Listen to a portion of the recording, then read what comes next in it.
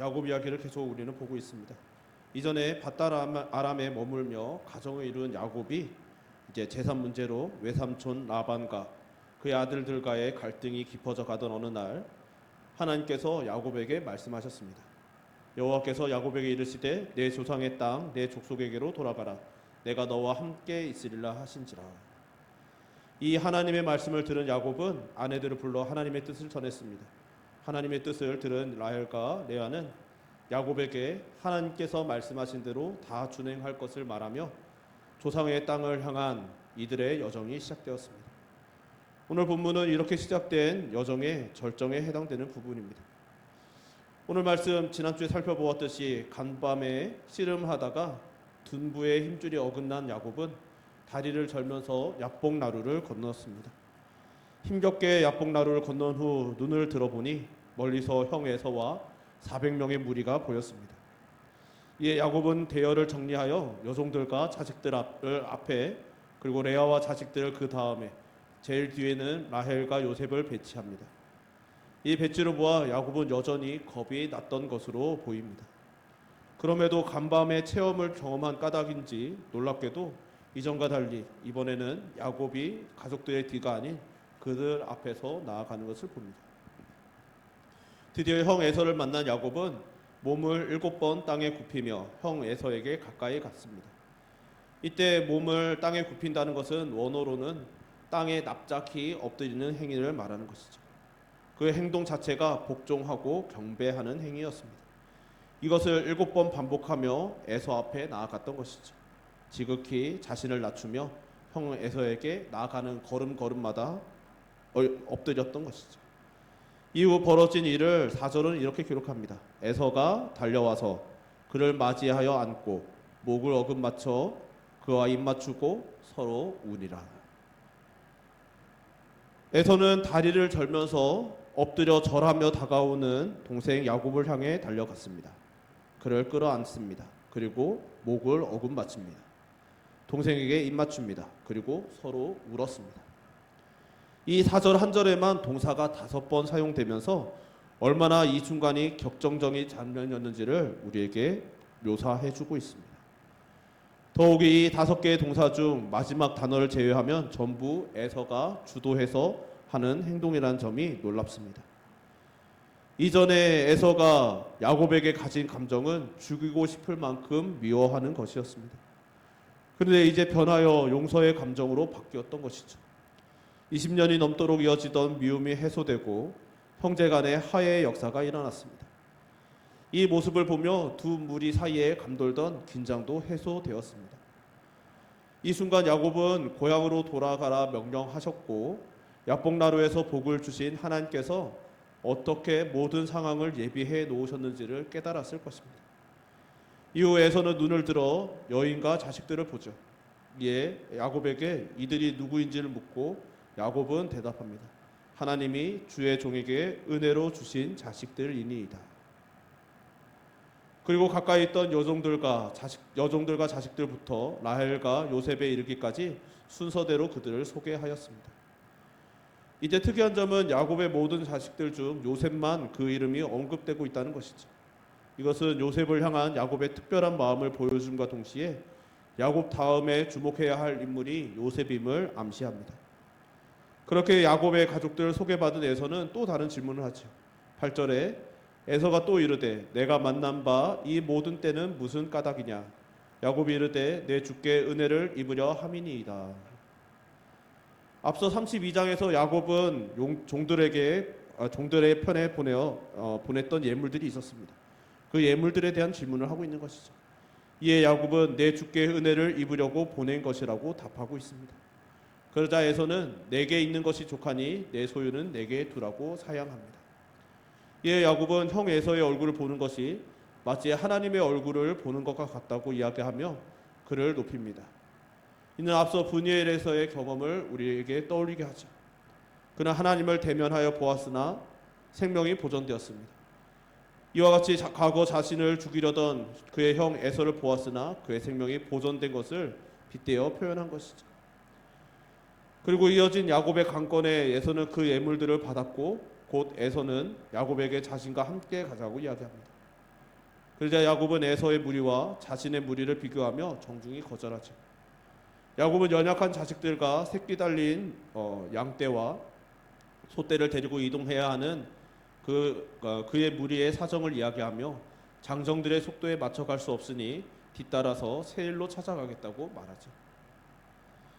야곱은 아마도 세일이 하나님께서 말씀해 주신 땅이 아닌 것을 알았을 것이죠. 실제로 세일은 에서의 후손들이 정착한 땅으로서 후에 에돔으로 불리게 됩니다. 에서는 야곱의 말에 수긍하였고 그의 부하들을 붙여주고자 했지만 이것도 야곱은 정중히 거절하죠. 이 과정에서 우리는 야곱의 변화를 주목해 볼 수 있습니다. 이전에 야곱은 아버지와 형을 속여 축복을 가로챌 정도로 원하는 것을 위해 수단과 방법을 가리지 않는 사람이었습니다. 그러나 20년에 걸쳐 하나님께서 만져주시고 또 만나주심을 경험한 야곱은 형에게 나아가며 7번 몸을 굽혀 절할 정도로 절했습니다.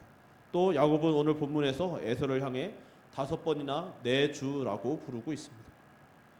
야곱은 태중에 있을 때 하나님께 택함을 받았었고 형이 자신을 섬기게 될 것이란 예언을 전해 들었을 것입니다. 어쩌면 그 예언이 아버지와 형을 속이며 장자권과 축복을 빼앗는 행동으로 이어졌을지도 모릅니다. 그것은 내 것이었어야 하는 것들이기 때문이죠. 그 과정에서 야곱에게는 형을 자신의 윗사람으로 인정하지 못하는 마음이 있었던 것도 분명합니다. 그러나 그렇기 때문에 그동안 형 에서와 싸워야 했던 것이고 또 아버지와도 싸워야 했던 것이죠. 마땅히 자신에게 돌아와야 할 것을 주지 않는 자신의 앞에 있는 장애물 같은 어쩌면 큰 산과도 같은 아버지와 형은 자신이 싸워서 이겨야 하는 또 속여서라도 굴복시켜야 하는 존재들이었던 것입니다. 그러나 하나님을 더 선명하게 알게 되고 경험한 야곱은 형 에서에게 나의 주라 부르며 최대한의 예의를 갖추고 있습니다. 왜 그랬을까요? 이것은 앞서 브니엘의 하나님을 만났기 때문인 것이죠. 물론 야곱은 이전에도 하나님을 알았고 하나님을 믿었습니다. 그리고 하나님을 경험했고 하나님을 만나보기도 했습니다. 그러나 야곱은 브니엘에서 비로소 하나님과 대화를 나누며 기도를 하며 관계를 맺고 경험합니다. 이때 하나님께서 이때에야 야곱에게 물어보시죠. 너의 이름이 무엇이냐? 이에 야곱은 자신의 이름을 아뢰었습니다. 이때 우리는 야곱의 이름이 발꿈치를 잡는 자라는 뜻임을 기억해야 합니다. 이 발꿈치를 잡는다라는 것은 고대 근동의 언어 간습에서 이제 해방하다, 비방하다, 속이다라는 뜻을 가지고 있습니다. 즉 야곱이 하나님께서 너의 이름이 무엇이냐고 질문할 때 저는 야곱입니다라는 대답은 무슨 뜻이냐면 우리나라 한글로 풀이하면 하나님 저는 남의 발꿈치를 잡는 자입니다. 하나님 저는 속이는 자입니다. 하나님 저는 해방하는 자입니다라는 라고 자기 소개를 하고 있는 것이죠. 하나님 앞에 자신을 온전히 내어놓고 나는 더 이상 뭐 이런 하나님을 위해서 이런 일을 했고 내가 이런 것을 위해서 이렇게 투쟁했고 노력을 했고 수고를 했고 이렇게 싸워 이겼고 이런 말이 더 이상 없는 온전히 자기 자신 야곱으로서 하나님 앞에 선 것이죠. 하나님 앞에 자신을 온전히 내어놓고 하나님과 만난 것입니다. 그로 인해 야곱은 이전에 그의 삶을 올가매던 그의 이름, 그의 정체성으로부터 자유를 얻었을 것입니다. 이후에 하나님께서 야곱의 이름을 이스라엘이라고 칭해 주심으로 이제 야곱은 더 이상 남들과 경쟁하고 싸워 쟁취할 필요가 없어진 것입니다. 새로 받은 이름처럼 이제는 하나님께서 명령하시고 다스리실 것이기 때문이죠. 그리고 그 자신이 얻어야 했던 것, 하나님께서 주시겠다고 약속한 것은 자신이 싸우고 투쟁하고 속여서 얻어내는 것이 아니라 하나님께서 책임지사 성취하시고 지어주실 것임을 믿을 수 있게 된 것입니다. 이 믿음이 야곱을 변화시킨 것입니다. 이전에는 자신이 형을 이겨야 했습니다. 형을 굴복시켜야 한다고 생각했습니다. 그러나 이제 하나님께서 성취하실 것임을 알고 믿으니 형 에서 앞에서 엎드릴 수도 있고 형을 향하여 내 주라고도 부를 수 있게 된 것이죠. 그래서 10절에 내가 형님의 얼굴을 배운즉 하나님의 얼굴을 본 것 같사오며 라는 고백은 매우 중요한 고백이 됩니다. 이 고백은 그냥 사람의 눈으로 보면 야곱이 형 에서의 비위를 맞추기 위해 아부하는 것처럼 보이지만 그것이 아닌 것이죠. 어젯밤 죽음의 공포 속에서 만났던 하나님의 자비가 오늘 자신을 죽이려고 했던 형의 미소로 재현된 것을 깨달은 신앙적인 경탄의 의미였습니다. 그렇게 오늘 본문에서 야곱의 엎드림은 자신을 낮추는 굴욕이 아니라 하나님 앞에서의 겸손이 되게 되는 것이죠. 헤아려 보건대 야곱은 자신의 존귀함이 자신이 취하고 지키려고 몸부림친다고 얻는 것이 아니라 하나님께서 주시는 것임을 깨달았고 하나님께서 마침내 지어주실 것임을 인정한 것입니다. 그렇게 이전에는 그렇게 지키고 어쩌면 쟁취하려고 어떻게 하셨든 간에 자신이 우위에 서고 존귀해지고자 애썼던 그 모든 것들, 지키려고 애쓰던 그 자존심을 내려놓고 엎드리고 낮추면서도 기뻐할 수 있었던 것이죠. 그리고 그렇게 지키려고 하던 자존심을 내려놓음으로써 야곱의 신앙의 여정이 이제야 시작된 것입니다. 간절히 바라기는 오늘 함께 예배드리는 저와 여러분 우리 모두가 이런 은혜를 깨닫고 신뢰하며 누리시기를 주님의 이름으로 축원합니다. 물론 여전히 야곱 안에는 옛 사람이 남아 있었습니다. 에서에게 예물을 강건하여 지어주는 것은 고대 근동의 간습상 에서의 용서를 확증하는, 당신이 나를 용서하였다는 것을 이것을 받음으로써 서약하라는 의미가 있는 것이죠. 즉 용서의 증거를 요구한 것입니다. 즉 아직 하나님보다는 에서를 더 의식하는 모습이 여전히 남아있음을 우리에게 보여줍니다. 또한 야곱이 베델이 아닌 세겜으로 가 장막을 친 것 역시 아직도 옛사람이 남아있음을 보여주는 증거인 것이죠. 이후 이 연약함으로 세겜에서 충격적인 사건을 경험하고서야 야곱이 하나님의 말씀을 듣고 베델로 감으로써 베델에서의 서원이 완수되는 것을 우리는 보게 됩니다. 즉 야곱이 하나님을 경험하고 이스라엘이 된 것, 즉 신앙인 이스라엘의 삶이 시작된 것이 완성을 의미하는 것은 아니었음이 분명한 것이죠. 그것을 성경은 이스라엘이라는 이름과 야곱의 이름을 함께 사용함으로써 성도로서의 삶, 신앙의 성장 혹은 성화에는 시간이 필요하다는 것을 우리에게 보여주고 있는 것입니다. 즉 하나님께서 우리를 불러주시고 우리의 성도됨을 선언해 주심으로써 우리의 신분은 확정되었습니다. 야곱이 이스라엘이 된 것도 확정되었듯이. 그러나 여전히 야곱 안에 여전히 이스라엘이 된 야곱에게 이스라엘에게 여전히 야곱이 남아 있었던 것처럼 우리 안에는 여전히 옛 사람이 남아 있는 것이 우리의 현실적인 모습인 것이죠. 그런 까닭에 우리는 끊임없이 시험에 들고 좌절하고 흔들리게 됩니다. 여전히 사라진 것 같았던, 이제는 평지가 될 것 같았던 그 모든 큰 산들도 여전히 다시 우리 눈앞에 나타나는 것처럼 보이게 되는 것이죠. 그때 우리는 오늘 본 야곱의 모습을 생각하며 우리에게도 시간이 필요함을 깨닫는 지혜가 있으시기를 주님의 이름으로 축원합니다. 그런데 이보다 더 중요한 점은 야곱과 에서의 화해인 것이죠. 오늘 말씀의 가장 핵심적인 장면이자 주제가 바로 화해입니다. 살아보니 용서가 가장 힘들었다는 말을 들어본 적이 있는데 과연 제가 지금까지 살아온 세월 속에서도 용서는 정말 힘든 일이었던 것이 생각납니다. 세상에서도 원한과 관련된 많은 말들이 있을 만큼 용서는 쉬운 일이 아니고, 그래서 정말 오랜 해묵은 원한을 용서하고 풀었다는 것이 뉴스거리가 될 정도로 매우 힘든 일인 것이죠. 실제로는 해결되지 않은 해묵은 원한으로 인해서 일어난 수많은 사건들은 역사를 헤아리지 않아도 오늘날 우리 현재의 이 삶의 속에서도 뉴스 속에서 무수히 드러나는 현실인 것이죠. 그런 점에서 에서가 야곱을 용서한 것은 매우 신기한 일이었습니다. 성경은 에서에게 지난 야곱의 20년의 세월, 정말 야곱이 바단 아람에 가서 수많은 험악한 일들, 기가 막힌 일들, 깨어지는 가정, 그런 일들을 경험한 것은 기록하였지만 그 기간 동안에 에서에게 무슨 일이 있었는지는 자세히 기록하지 않습니다. 그렇지만 오늘 본문 9절이나 이후 36장의 기록으로 볼 때 하나님께서 에서에게 복을 주심으로 번성했음은 우리가 보게 되는 것이죠.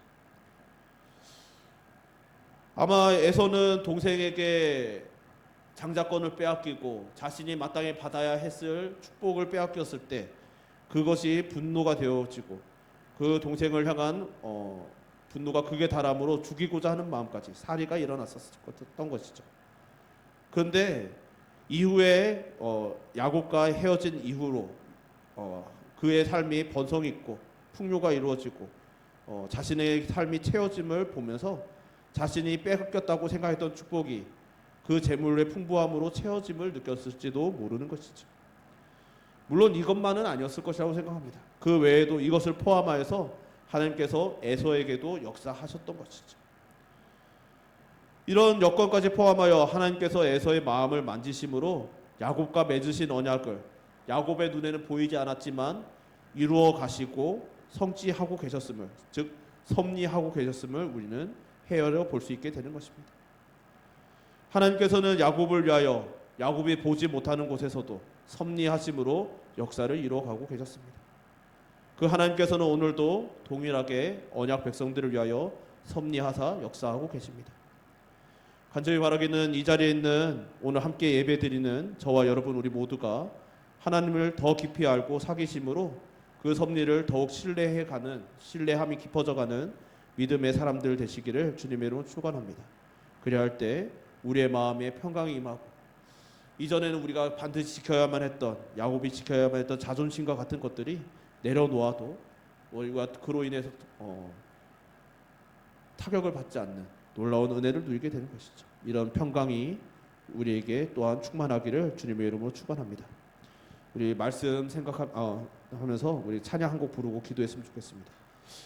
내 모습 이대로라는 찬양인데요. 가사를 생각하면서 우리가 지켜야 하는 것이 정말 무엇인지, 우리가 어떤 모습으로 하나님께 나아가야 하는지 생각하면서 우리 고백하는 마음으로 찬양합시다. 내 모습 이대로 사랑하시네, 연약함 그대로 사랑하시네, 나의 모든 발걸음 주가시나니 날 인도하소서. 내 모습 이대로 사랑하시네, 연약함 그대로 사랑하시네, 나의 모든 발걸음 주가 하시나니 날 인도하소서. 주의 날개 아래 거하는 것, 주의 임재 안에 거하는 것, 나의 가장 큰 소망, 나의 가장 큰 은혜, 주와 함께 동행하는 일, 주의 힘께 아래 거하는 것, 주의 임재 안에 거하는 것, 나의 가장 큰 소망, 나의 가장 큰 은혜, 주와 함께 동행하는 일. 우리 시간 함께 기도했으면 좋겠습니다. 기도하실 때 오늘 야곱의 모습을 보면서 우리가 참으로 지키고자 했던 것이 무엇인지 우리 자신을 돌아보기를 소망합니다. 우리가 물론 믿음을 가지고 하나님을 만났을 때 모든 것을 내려놓았지만 우리의 연약함은 끊임없이 내가 지키고 싶은 것들을 움켜쥡니다.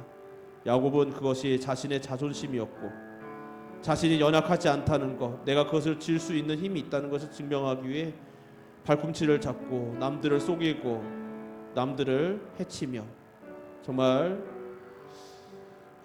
그런 험악한 세월을 보내야만 했던 세월이 있었습니다. 그러나 그가 그 모든 것을 내려놓고 자존심을 내려놓고 나는 내 힘으로 그 모든 것을 지는 것이 아니라 내가 엎드려도 정말 굴복하여도 내 형을 주라고 부르게 되어도 하나님께서 나와 동행하시면 하나님께서 나를 세워주실 것이기에 그것이 믿어지기에 그 모든 것을 감당하고도 기뻐할 수 있었던 것을 우리가 되새겨 보기를 소망합니다.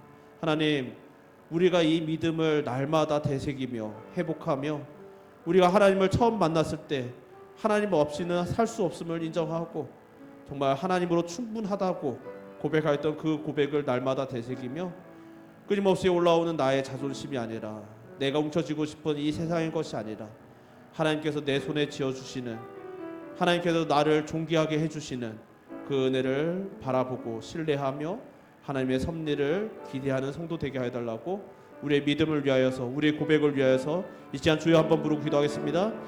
주여, 사회만 그래요 부수하신 하나님 아버지, 오늘 주님 앞에 나와 기도하며 간구하며 나갑니다. 주 하나님 아버지께서 우리에게 베풀어 주신 그 은혜를 대하려 봅니다.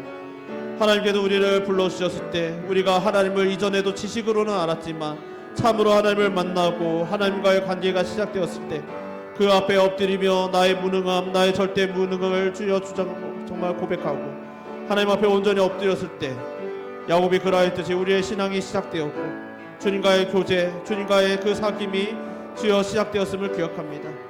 그때 우리는 하나님 앞에 온전히 엎드려졌고 하나님께서 우리의 모든 것임을 고백하였고 주여, 그렇다면 나는 더 이상 이 세상의 것들에 더 이상 구애받지 않을 수 있다는 주 하나님의 놀라운 고백으로 이어졌음을 기억합니다.